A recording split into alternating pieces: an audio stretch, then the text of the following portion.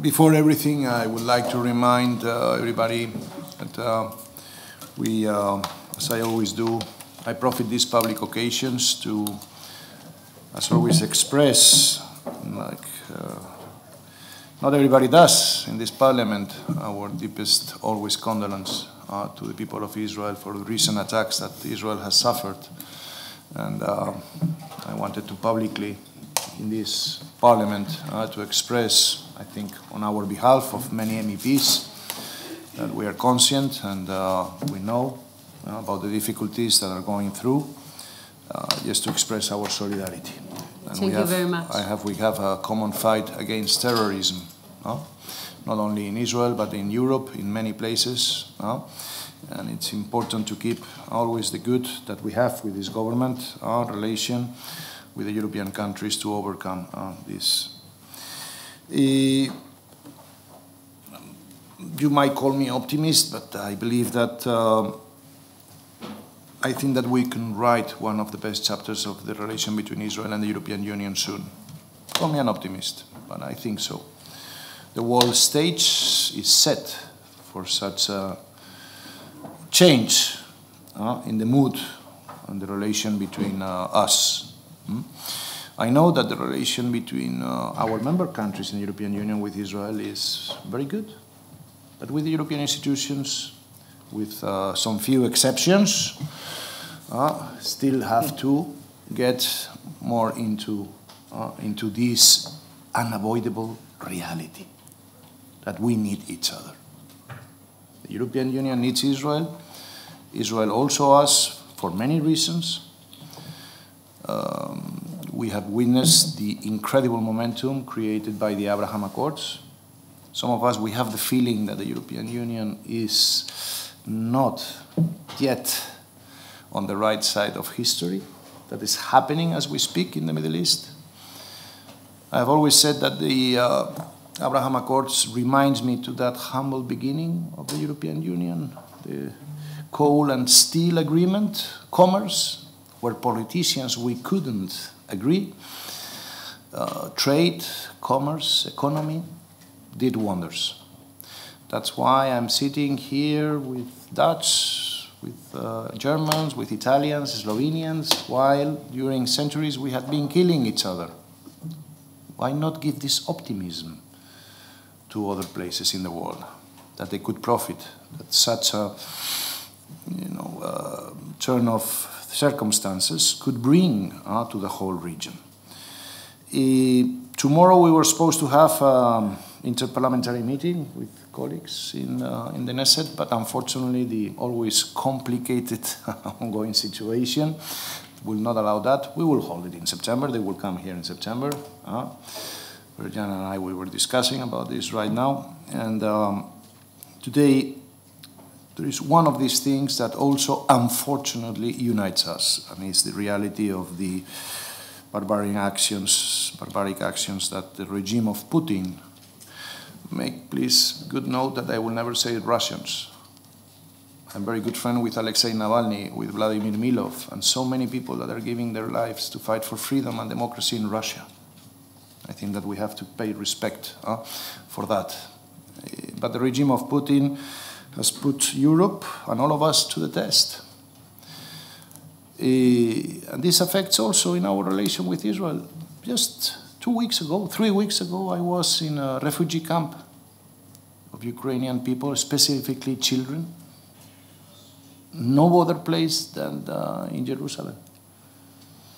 I witnessed firsthand the efforts that are being done by the Israel government in order to also alleviate the pain and sufferance from the Ukrainians, as we all do also in Europe.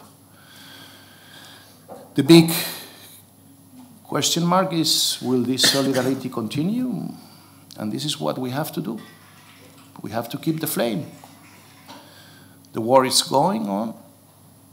People are dying to fight for the same principles that we are defending here and that we are living in this Europe. Make no mistakes, we are following ones in the list of Putin and many others behind him. And Ukrainian people are giving the fight for us. Some of us, we think that we should be even stronger also in our support that has been gradually mounting. But these are terrible moments where everything could change from one day to the other, the shift of balance in this situation in Ukraine. I had a long speech, but also the line of speakers is great and outstanding.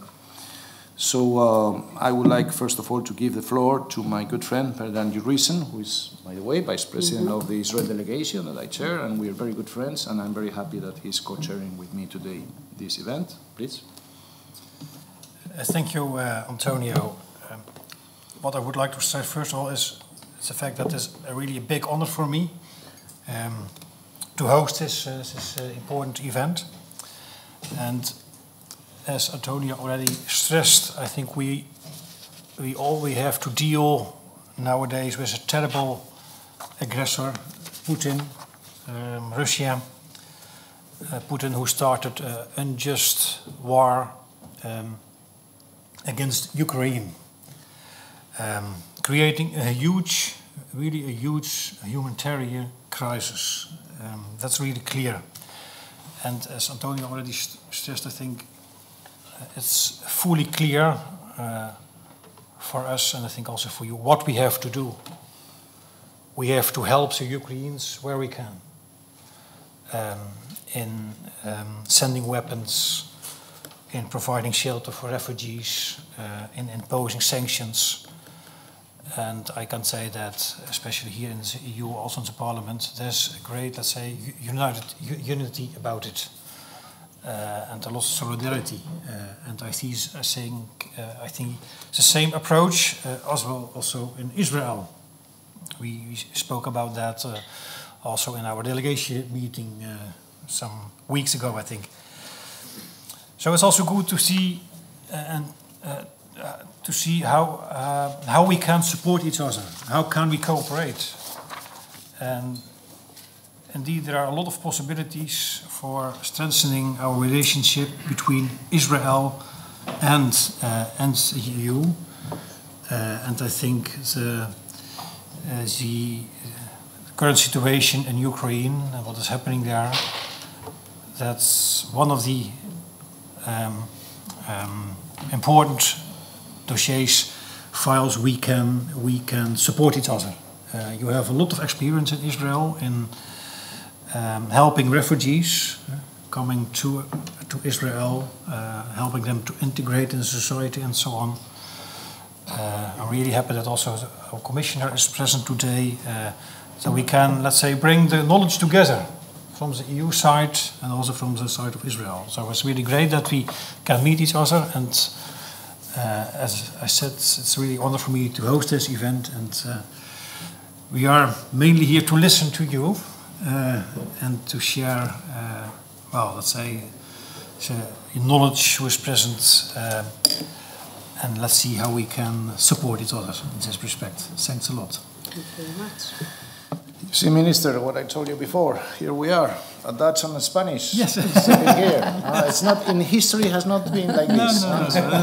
You see? You paved the way. Yeah, we are, this is the magic of this European Union. And that's what I desire to many others. Maybe we need a Middle East Union. Maybe we can be a member of the European Union. That's the point. So, Minister for Immigration Absorption, State of Israel, Mrs. Tamano-Shata, please, yours is the floor. And thank you very much. I know you did an effort to come, and please, yours is the floor. Thank you very much, Your Honorable EP Antonio López-Istúriz, White, Chair of the European Parliament Delegation for Relations with Israel, and all the members of the European Parliament delegations for relations with Israel. Thank you for hosting us and for hosting this event, for leadership in deepening the ties between EU and the State of Israel. European Commissioner for Neighbourhood and Enlargement, Honorable Your Excellency, Mr. Olivér Várhelyi, Vice Chair of European Parliament Delegation for Relation Israel, MEP Bert-Jan Ruissen. I hope that I say correct the names. Honorable and Ambassador Vsovolod Chentsov, Head of Mission of Ukraine to the EU, Deputy Head of the Israeli Mission, Walid, Abu-Haya, European Jewish Association, Chairman Rabbi Menachem Margolin, and all the members of the excellent EJA team, MPs, diplomats, guests, and the Jewish leaders from across Europe that are here with us today. It is a great opportunity and honor to be here in the European Parliament representing the Israeli government, while the debate in the Knesset, as you said, might be a little noisier than and less polite than here in the EU, especially in these days. At our core, we are both dedicated to our shared values of democracy, freedom of speech, and social justice. And as we are discussing here today, we are both committed providing humanitarian aid to those in need. This commitment is especially critical, as you said, today, when the world is dealing with the international humanitarian crisis created by the war in Ukraine after Russian invasion. The State of Israel, from its very founding, has always been a nation of immigrants and refugees. The State of Israel was established as the state of the Jewish people, many of whom arrived as refugees in the last century after World War II, survivor the Holocaust. In fact, it was these immigrants that built the country. Therefore, a cornerstone of every Israeli government is our duty to help immigrants and refugees who are eligible to become citizens under the law of return. And I am thankful that over the past 2 years, I have been able to continue to carry out this important national mission. In a personal level, this day more than ever, I feel deeply that it is a great privilege to be one of the decision makers in Israel, working to provide extensive humanitarian aid to Ukraine refugees escaping the war zone. 37 years ago, in 1984, I myself was a little girl in the Sudanese desert, a refugee with my family. This was a difficult time and the most influential experience in my life. The Sudanese refugee camps could be called camps of death. People did not survive there for long, and thank God my family and I survived there for several months until the Israeli Defense Forces and also together with the Mossad agents came to airlift us in Operation Moses to Israel we always dream of. This is why I see my mission of helping to accept and absorb immigrants and refugees from Ukraine as so personal and also so important. I always remember from where I start my journey until I become the first from my community to take a seat around the table of the cabinet in Israel and become the Minister of Immigration and Absorption. This is a ministry that I choose. The policies and the action that we take are, to put that simply, saving lives. Many of the immigrants that have arrived to Israel from Ukraine have gone through very difficult experiences, a true humanitarian crisis. Imagine the trauma of a mother and her 3 small children who were forced to flee their home in Ukraine, while their father left behind to fight. Another example, an 80-year-old Holocaust survivor who was forced to leave everything behind and escape a war zone for the second time in her life, first as a young child and now in her old age. She arrived to Israel on Passover night. I hugged her tight, and she told me that at least she felt that she is now safe. And she is not the only one. One of the most moving and inspiring events took place in April on Yom HaShoah, Israeli National Holocaust Memorial Day, very important day in Israel. I stood at Ben Gurion Airport in Israel alongside soldiers of the Israeli Defense Forces, rescue units, and others.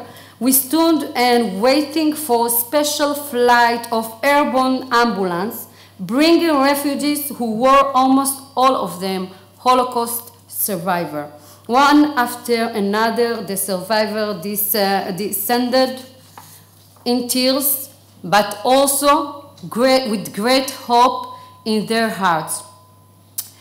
Despite the difficulty, they knew that they had a safe home in Israel, something that they never had during the Holocaust. These are only just three stories of thousands of difficulties, stories that we hear from the refugees that arrived to Israel, whether they are children, adults, or elderly.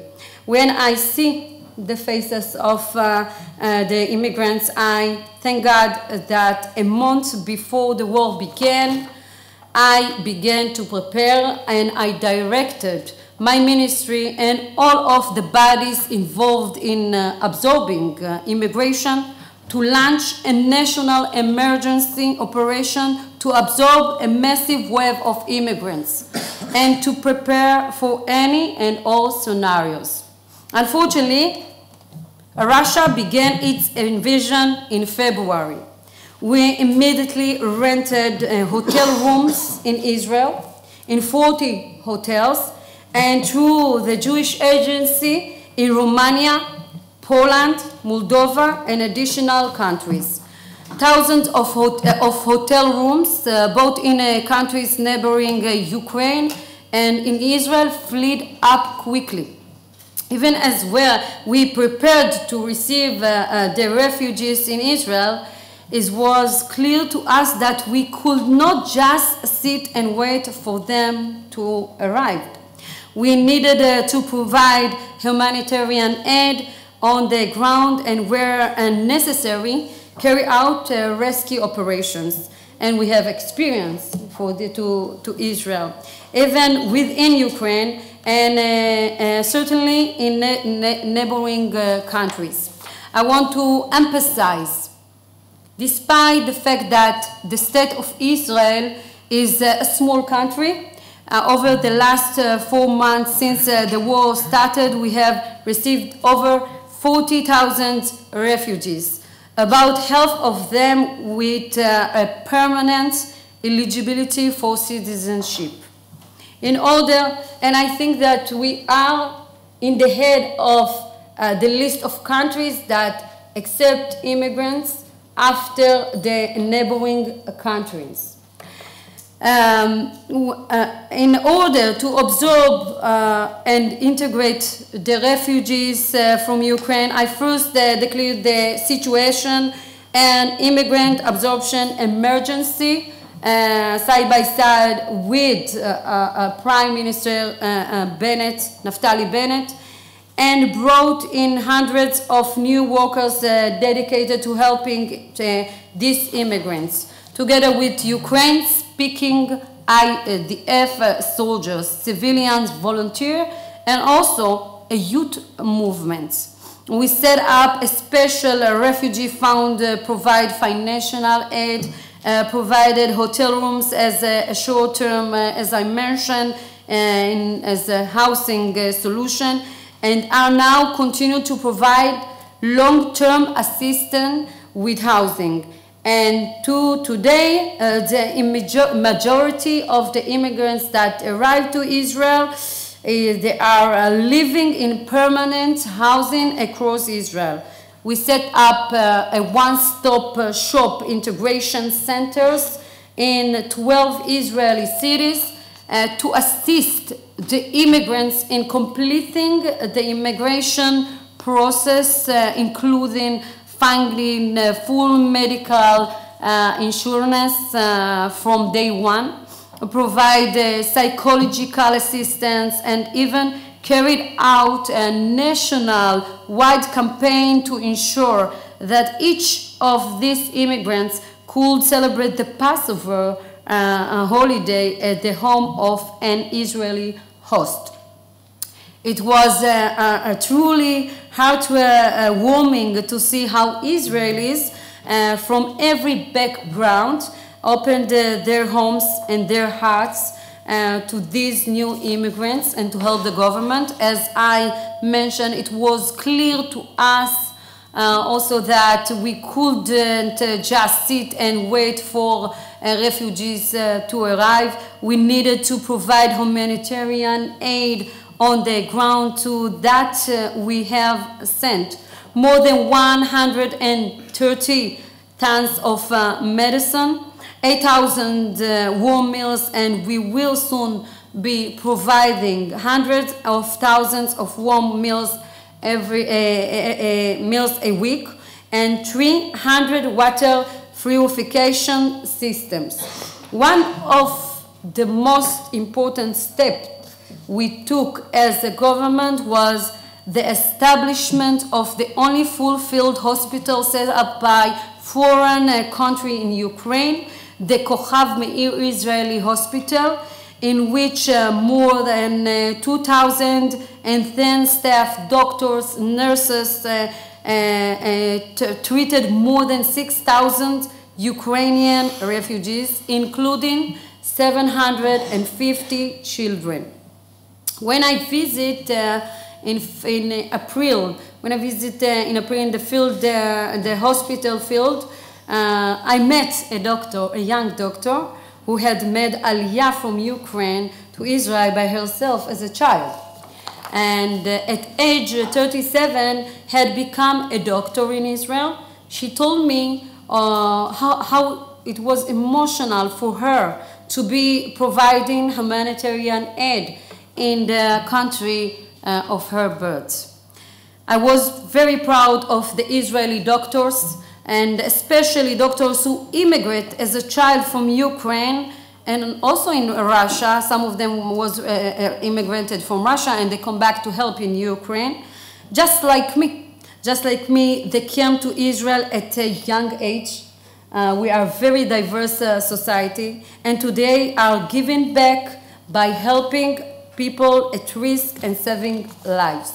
The operation highlights the unique ways in which immigrants contribute to Israel's society and it is effort around the world. There is a proverb in the Jewish tradition which says that in Hebrew we say, "Kol hametzil nefesh achat, ki'ilu hetzil olam umlo'o." He who saves one soul is as if he saved an entire world. There is no higher commitment than saving lives. That is why I deeply believe that first of all, as leaders, we must all work together, Israel, the EU, and all countries, to do all that we can to save lives.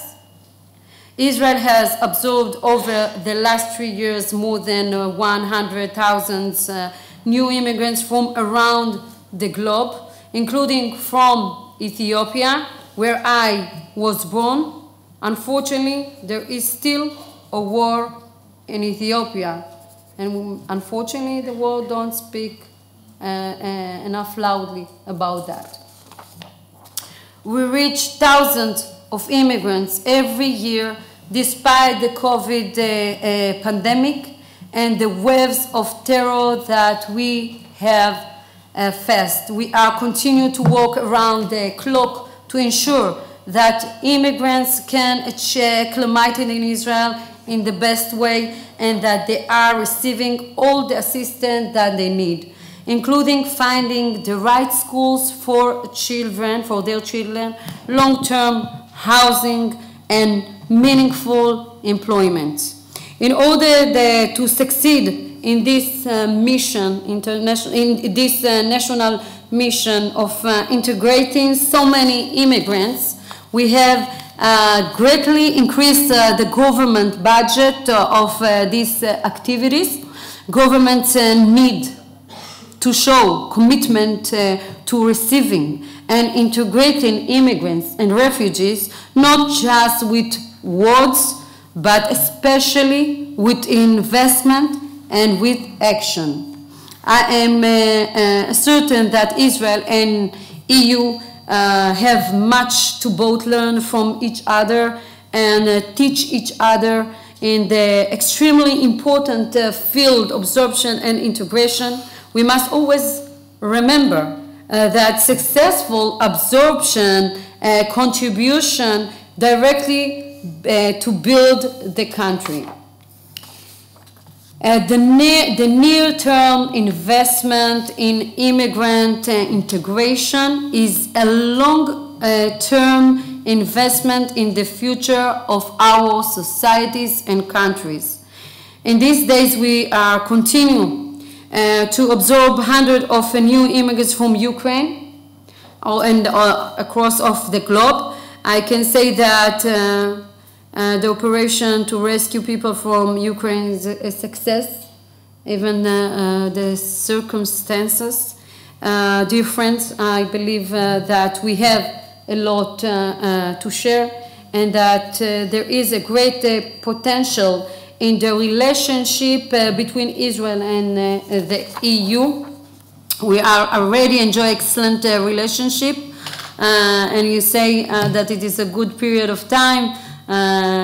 You're absolutely right. Yesterday, the president of the commission, Ursula, arrived to Israel, and tomorrow it will be a great day when she traveled with Prime Minister of Israel, Naftali Bennett, to Egypt and signed there as my friend. The commissioner told me important agreements. We approved a government, and before I come, we approved a government decision to join the EU's Creative European Program. And this is just one of many fields of cooperation. Israel and the EU can and must develop strategic cooperation in the post-corona world, just as we share the common challenges of absorbing refugees. We face the common threats of climate change, cybersecurity, and pandemic. And of course, we face the shared challenge of rising anti-Semitism. As a black woman and also a Jewish woman, we must continue fight anti-Semitism together.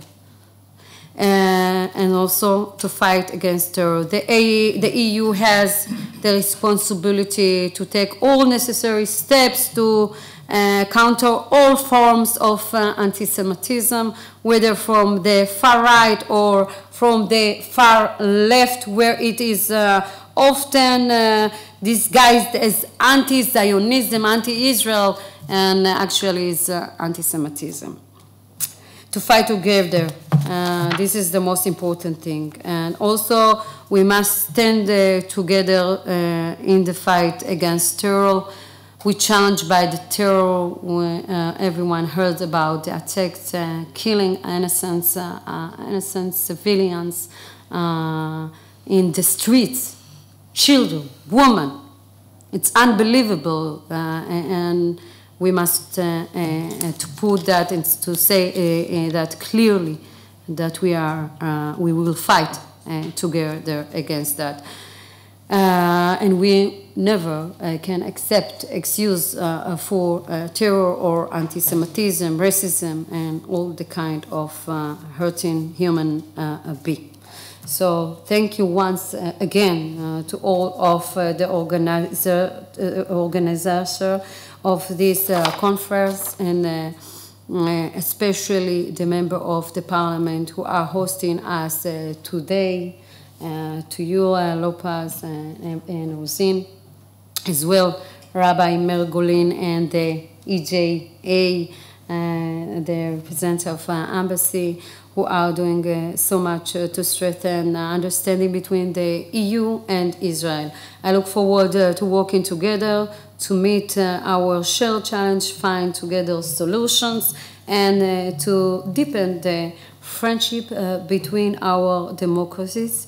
And I want to end with deeply pray for peace. In Hebrew, עושה שלום במרומיו, הוא יעשה שלום עלינו.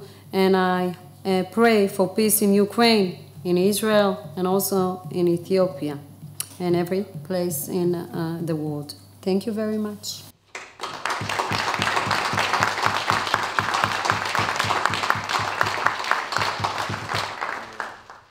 Thank you, Minister.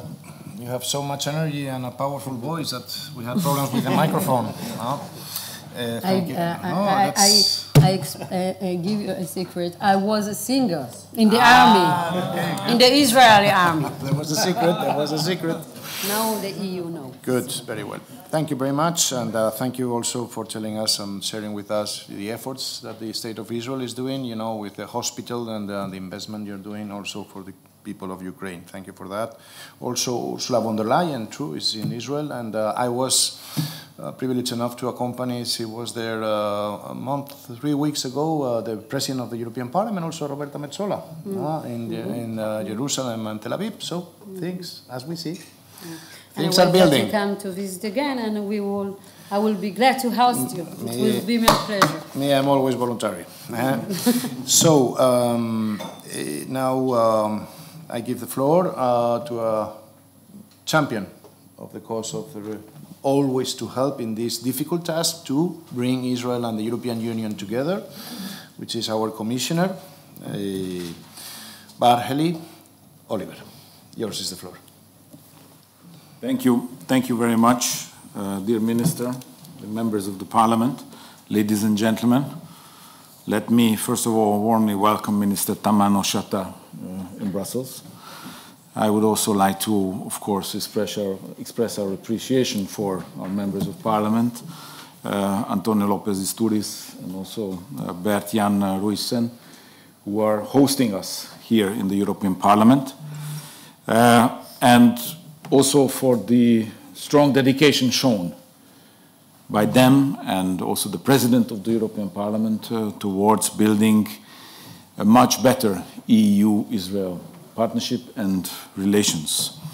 And of course, needless to say, very many thanks goes also for Rabbi Margolin for organizing the event, and also for the commitment to foster Jewish life and protect together Jewish life in Europe and beyond. It is a pleasure, of course, to address you today on this very timely topic, how the EU and Israel align to support Ukraine. We're living in very turbulent times. We all know that. We've been saying this over and over again. In addition to the economic and social challenges right after the COVID pandemic, we are now facing the consequences of Russia's aggression and war in Ukraine and against Ukraine. The war is back in our continent, with the immense suffering of the people of Ukraine and a massive destruction of a country. We do not yet know how this conflict will be resolved, and we do not yet know what the casualties are going to be and the damage it will create is going to be. But we already see and know the human suffering it has caused, and that it is enormous. In the meanwhile, as the impact of war is not confined within borders, it has already reached all areas of our lives, posing a threat much beyond Ukraine. In Europe and in the whole neighborhood, we're facing severe repercussions of this war. Increased geopolitical tensions raised, the risks of economic and political fragmentation, especially for trade and technology, increased food insecurity, spiking energy prices, financial turmoil, limited access to energy and raw materials, deteriorating socioeconomic conditions with high inflation, and rising debt levels may bring about more instability and social unrest throughout the world. Under these circumstances, it is ever more essential for the EU and Israel to address these challenges together and try to end this war as soon as possible. We admire the efforts of Prime Minister of Israel, who has been tirelessly working for peace. We truly appreciate the mediation efforts of Israel to de-escalate the conflict, as much as sustained humanitarian assistance is also provided to Ukraine and the people fleeing Ukraine, and it is a major contribution to mitigating the socio-economic impact of the war. Since the Russian aggression, the EU has provided unprecedented help to Ukraine, including by mobilizing around 4.1 billion euros already for the country's overall economic, social, and financial resilience in the form of emergency macrofinancial assistance, budget support, emergency assistance, crisis response, and humanitarian aid. However, a much larger scale of major global financial effort will be required to help to rebuild Ukraine. While Russia's aggression continues, the overall needs for the reconstruction of Ukraine are not yet known. The Commission stands ready to take the lead in the reconstruction efforts too. In the short term, we are proposing an additional macrofinancial assistance in the form of loans up to 9 billion euros already this year, for which EU countries would provide additional guarantees. This has been agreed by our leaders at the end of last month.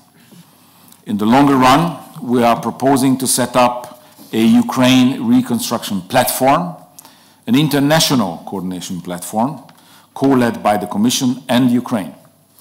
A platform to trigger the reconstruction, also linked to substantial reforms, including on the rule of law or the fight against corruption and the twin digital green transition. It would be open to third partners. Israel could certainly make a difference, and we would certainly encourage Israel to participate in this and to cooperate with us in the implementation of this fund. In addition, we are heavily engaged on finalizing the Commission's opinion on the request from Ukraine for EU membership, as you will see it published at the end of this week already.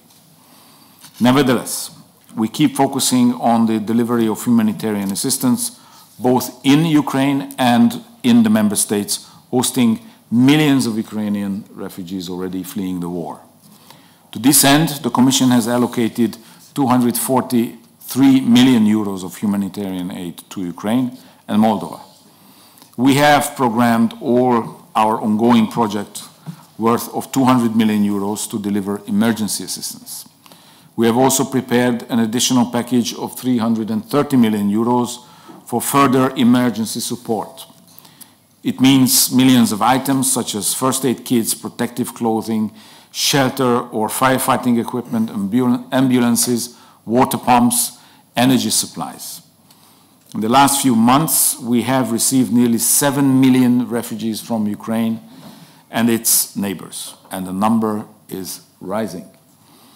Our member states, especially those bordering Ukraine, has shown extraordinary solidarity in welcoming these fleeing the war, and the Commission provides support and assistance to all countries which are helping to accommodate thousands of refugees, mainly women and children and the elderly. Beyond the headline figures, however, there are personal stories. Since the outbreak of the conflict, protecting and preserving human life has been one of my top priorities, as the Minister also mentioned. By now, I can share with you that we have had a few reliable, trusted Jewish organizations who has made a real difference.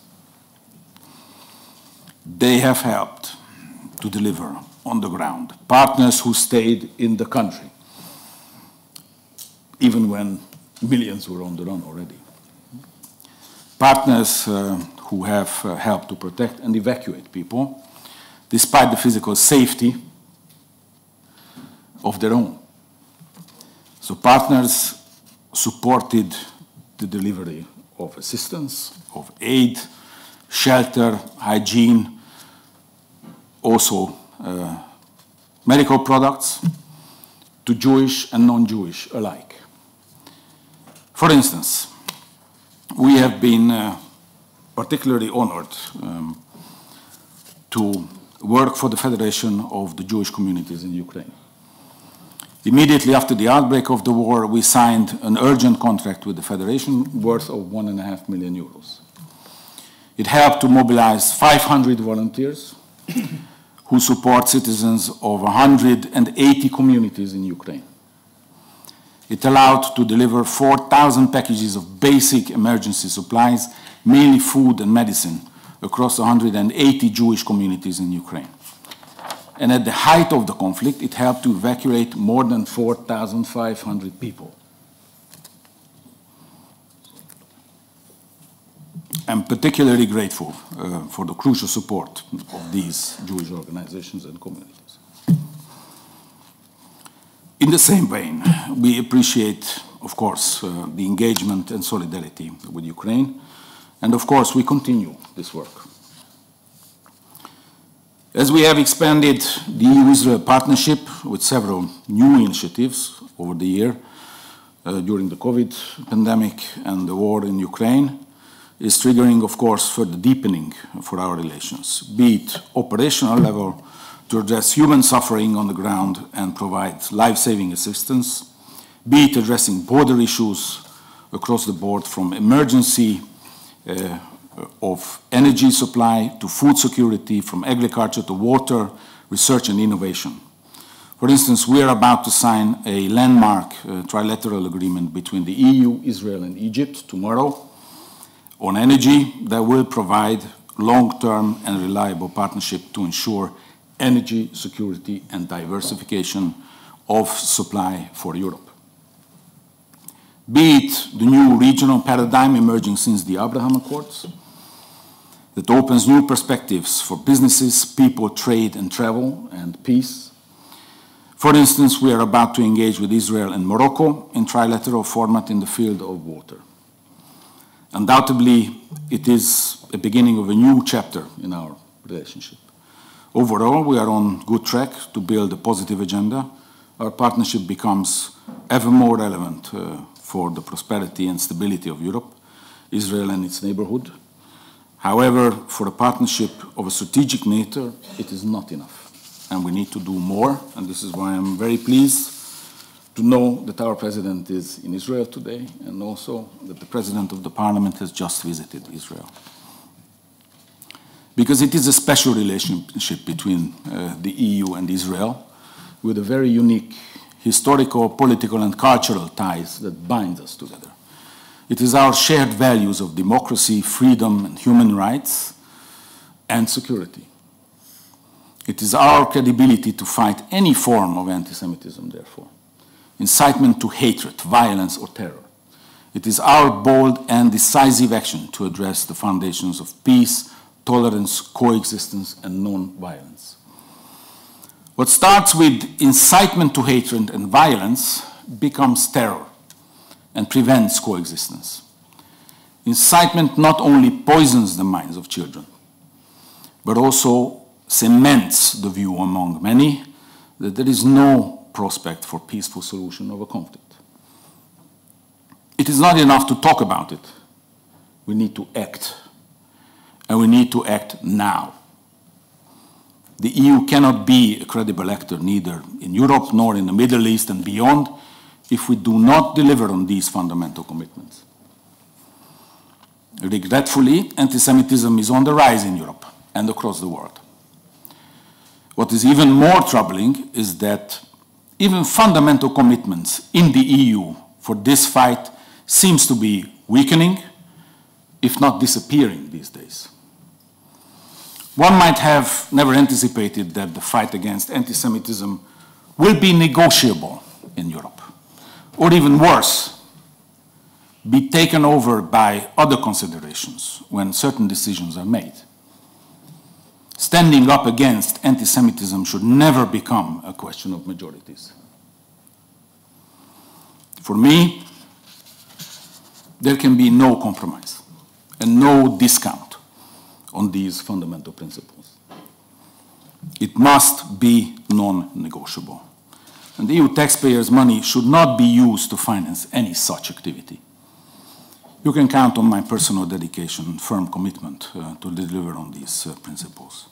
We're working hard to translate this political commitment to real actions on the ground, to make an impact and deliver real results. Thank you.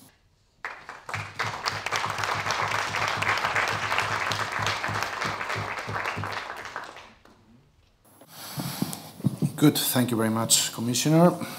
And then now we will give the floor to Ambassador Vsovolod Chentsov. How do you pronounce? Chentsov. I would like to publicly also, we were speaking about that before in private, but publicly to thank you also, because not only your efforts, but your wife's efforts that I have witnessed, that she's working with the civil society here, also for the Ukrainian cause. So thank you for that. Ambassador, yours is the floor. Thank you very much, Mr. Secretary General. Thank you for having me here, for this invitation, also to Chairman Ruissen.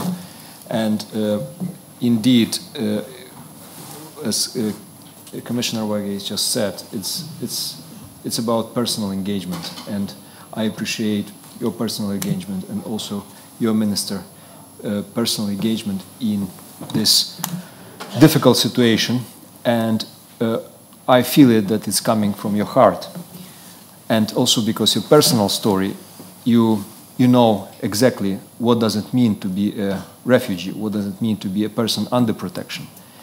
And indeed, if you're helping one person, you're helping the whole people. It's about saving one person. To start with, we cannot be general. We need to be concrete when we are helping people. Definitely, we are thankful to European Union, to the Commission for all support you have provided already to Ukraine. You mentioned big figures, but there are concrete deeds behind those figures. And in particular, there is a new package of 200+ million for humanitarian assistance to be unfolded soon. We are talking about different directions of this assistance from the EU, from member states we are getting. It's about weapons, and it's the first time in history the European Union is delivering weapons and securing financial assistance in that regard. More than it's already 2 billion euro secured by the EU member states for those needs. Definitely severe sanctions to stop Russian aggression, to influence Russian regime, and definitely a great deal of political, diplomatic support you are providing, and you are doing it in coordination with international partners, with G7 and beyond. And definitely this is a special situation that we have today high-level representatives of Israel, Madam Minister, and also many thanks to you, Rabbi Margolin, for your efforts. Yes, indeed, it's a unique situation that we have this unity, and definitely I'm sure you will be able to build up on this cooperation and coordination, which is as I understand, emerging on the level of European Union on one side and Israel. And you mentioned already concrete projects you are developing, this hospital near Mostiska, and it's a really brave move to do it inside Ukraine. We know that, unfortunately, Russians, war criminals, they target any place, any site in Ukraine. And we appreciate that you're doing it for Ukrainian people. And we hope that new, ambitious, important projects will follow. And definitely, great thank you for receiving Ukrainians.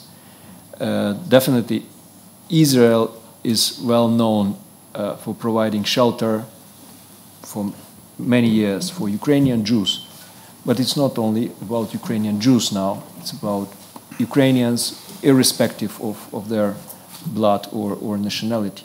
And this is also peculiarity of this situation, of this war, that you open your heart to Ukrainian people. President Zelensky yesterday addressed American Jewish Committee of Global Forum, and he made the emphasis definitely on important issues, providing more weapons to Ukraine, providing more assistance, humanitarian and financial assistance, and he mentioned some terrible statistics, number of Ukrainian kids already killed by the Russians, and now the total number is 287. And what you are doing to specifically to save and help Ukrainian kids wounded during this war, it's something to be distinguished particularly. We definitely count that Israel will upgrade its level of assistance. We know that you have a lot of reserve, a lot of possibility to do so, and we are looking forward to developing this cooperation to the extent possible. It was already mentioned today about the consequences of this war, not only for Ukraine, not only for EU, but on the global level. And it is important that the President of the European Commission now visiting the region to deliver from the first hand the right message, why it is happening, why the food price is growing, why people in the region face these consequences. And this is because the Russian war against Ukraine causes humanitarian crisis not only in Ukraine, but also spreads far beyond our borders. And it has changed the world food global chains. And products that Ukraine will not be able to deliver to the world market provoke a chain reaction and pose a threat to global food security. And this is why it's the interest of the world community to help Ukraine to win this war as soon as possible by supplying weapons and putting sanctions, pressure on Russia. So it's only combination of pressure, assistance, pressure on Russia, assistance of Ukraine, humanitarian assistance on our people, which are terrorized by Russia every day through indiscriminate shelling, through toxic propaganda. It should be stopped. I will once again thank you, all of you, for your important contributions and messages today. We are looking forward to a strong, ambitious proposal by the European Commission at the end of this week, as Commissioner Rabbi mentioned. This is a moment, it's a historical moment, it's a moment of truth, and we call member states, EU member states, not to lose this moment. Ukraine lost it in the early 90s, then the countries of Eastern and Central Europe were invited to join the European community. We lost it in 2013 because of this indecisiveness and also misunderstanding of Russia by many of Russian problem, underestimation of Russian problem by many in Europe. It happened then, but we cannot allow Russia to do it again, to intimidate people, and we hope that Ukraine will get what it deserves, its place in United Europe, and we need to get this decisive yes as soon as possible, hopefully in the coming weeks. So thank you again for your support.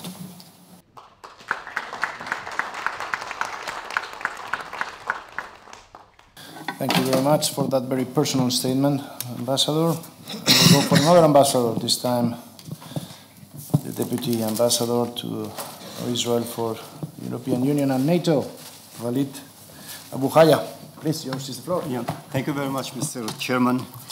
And ladies and gentlemen, even though we came from the same place and we represent the same government, allow me to welcome as well Minister Tamano-Shata here in Brussels. We are very happy, Minister, that you are here with us.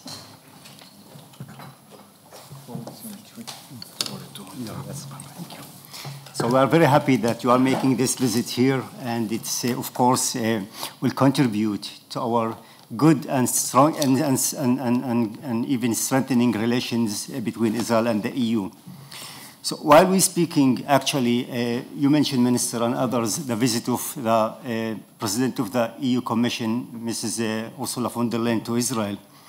So I can so far tell you that this visit is a milestone in Israeli-EU relation, and it covers a lot of aspects between us and the EU. And the agenda of Israeli-EU relation is very heavy in many subjects and covers all fields, from energy now to food security, technology, cyber, horizon, R&D, and other issues. So. President von der Leyen, this morning, she got an honorary doctorate at the University of Ben-Gurion in the Negev Desert. She has a very remarkable speech there. I would quote one sentence from her speech this morning, when she says, unquote, "The strongest bond that the EU and Israel share is the belief of democracy and its values." I'm quoting that because I think this is the basis of the Israel stands vis-à-vis Ukraine. Israel stands with Ukraine. If anyone has any doubt where Israel stands with Europe, with the West, with the democracies, with the Ukrainian people, and with Ukraine.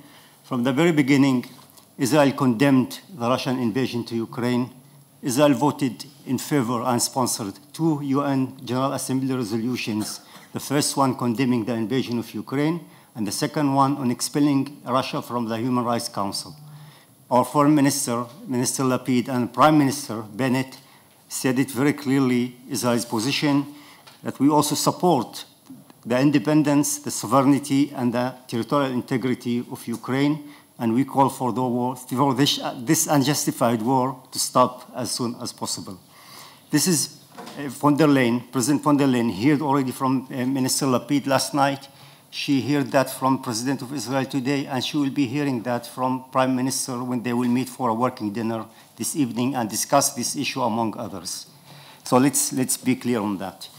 Minister Tamano-Shata referred to the different efforts that Israel is taking on humanitarian assistance to Ukraine, and I would like not to repeat what she's mentioned about the goods and the field hospital and other things that she mentioned, but I would like to refer and add one very important aspect that we are engaged as Minister of Foreign Affairs in our humanitarian assistance to Ukraine, which has less to do with material goods and with goods and things like that. We have decided and we are engaged in some psychological and mental assistance to different vulnerable Ukrainian groups. And I give you some figures and some examples. Of course, it's all done, all these activities is done and coordinated with the Ukrainian authorities and designed according to the needs that we hear from the Ukrainian. The Israeli Agency for International Development and Cooperation at the Ministry of Foreign Affairs, which is called in the Hebrew nickname Mashav, has conducted several workshops and training programs for caregivers, educators, and psychologists in Ukraine.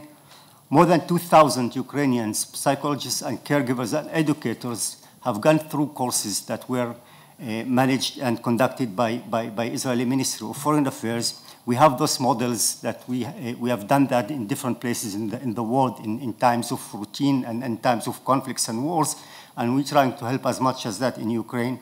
These kind of courses and trainings come to help psychologists in dealing with aspects of emergency and trauma, helping children and women on grief and sexual who've gone through sexual abuse, produce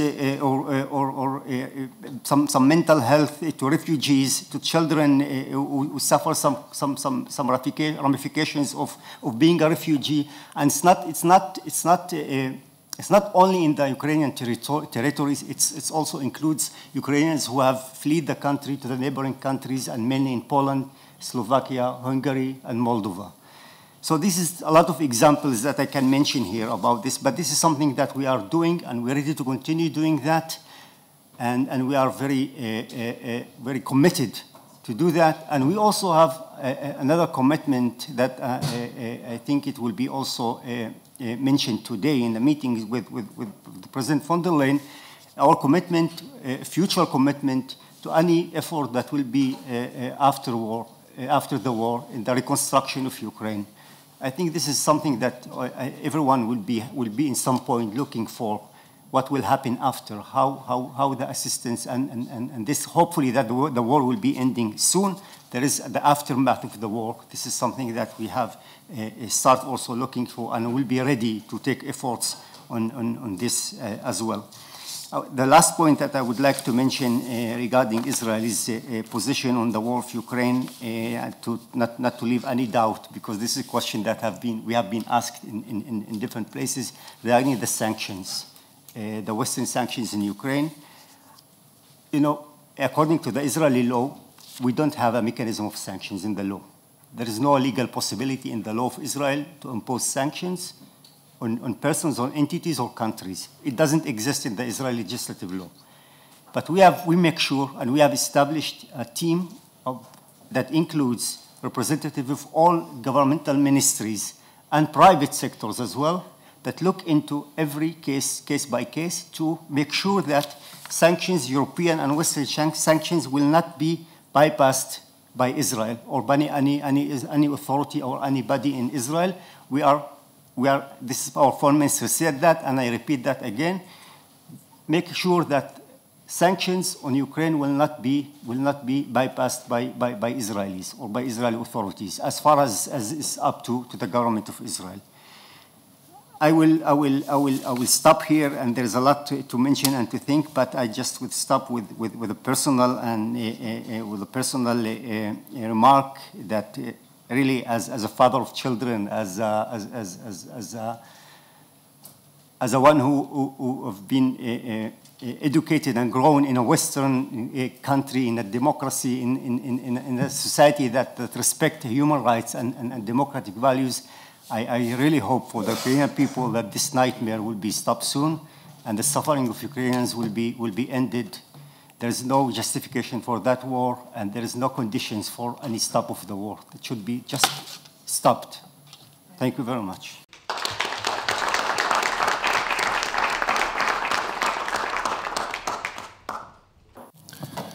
I left the last speaker in purpose because we are sitting here thanks to his efforts and his organization. Thank you, Ruth. Thank you to the European Jewish Association. Also to the embassy and particularly my two assistants in my office that have been running around to have you all here also today. But, special mention to the European Jewish Association, who has done this and has allowed us to listen to these realities, and I think that I'm very thankful for that, I have to tell you. So, Rabbi Margolin, yours is the floor. Thank you very much. First, MEP Ruissen, our special guest today, Madam Excellency, Mr. Pnina, Tamano-Shata, coming all the way from Israel. Commissioner Várhelyi, who just left, Ambassador of Ukraine, Mr. Chentsov, Walid Abu-Haya, Deputy Head of the Israeli Mission to EU and NATO, ladies and gentlemen. Last week, the Jewish people celebrated the holiday of Shavuot. On this day, 3,334 years ago, the Jewish nation was born. About 3 million refugees, descendants of Abraham, the father of Isaac and Ismail, were liberated from Egypt after many years of hard slavery. They stood around Mount Sinai and heard the voice of God, giving them the 10 Commandments, which include the importance of knowing the existence of the one God, not stealing, not murdering, and more. This newborn nation had just been given a great, important, and honorable responsibility to spread these values around throughout the world. At first glance, these commitments seems very basic and obvious. But the real reason for this, for them being there, is to teach something else, something deeper. Human nature is ultimately selfish. Often we think only how we can take better after ourselves. Most people get up in the morning and think about how they could have better and more enjoyable day. How can they advance more in their careers, in their financial situation? But after many years, after many wars, tragedies, and natural disasters, many people in the world understand that it's also important to be good people to other people. But what happens when the call of humanity conflicts with someone's personal interest? Are we willing to give up our career, our job, our time for another person? For a person we do not even know?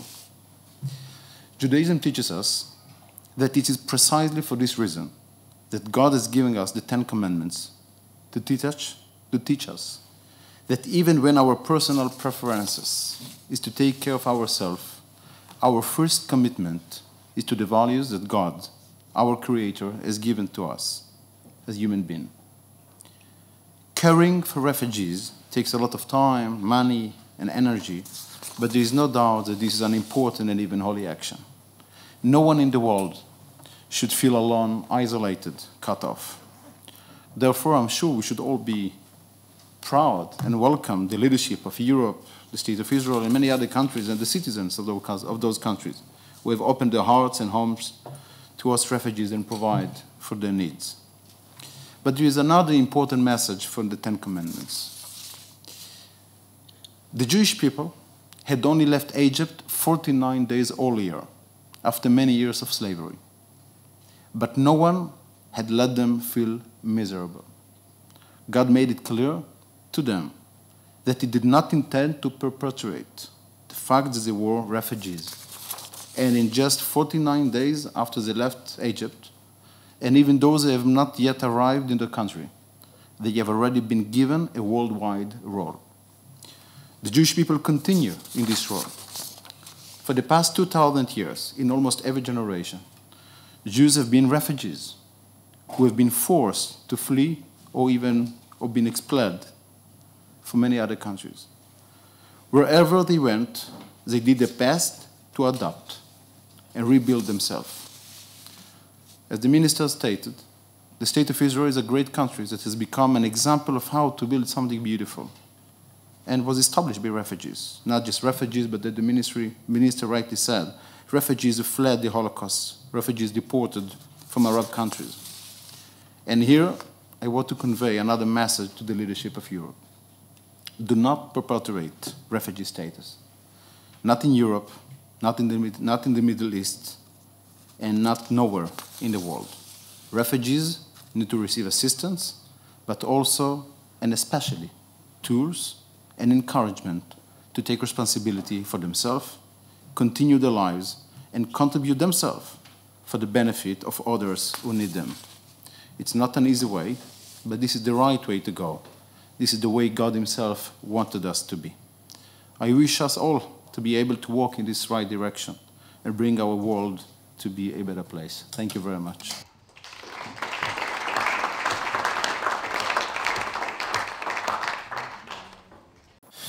With this, I believe we arrived to the end of the meeting, and we'll see our schedule, because I'm sure Minister will have other meetings, and she has to take opportunity of her visit to Brussels. Many things to be done. And well, to all the speakers and to all of you, thank you for being here today. Thank you once again. Thank you very much.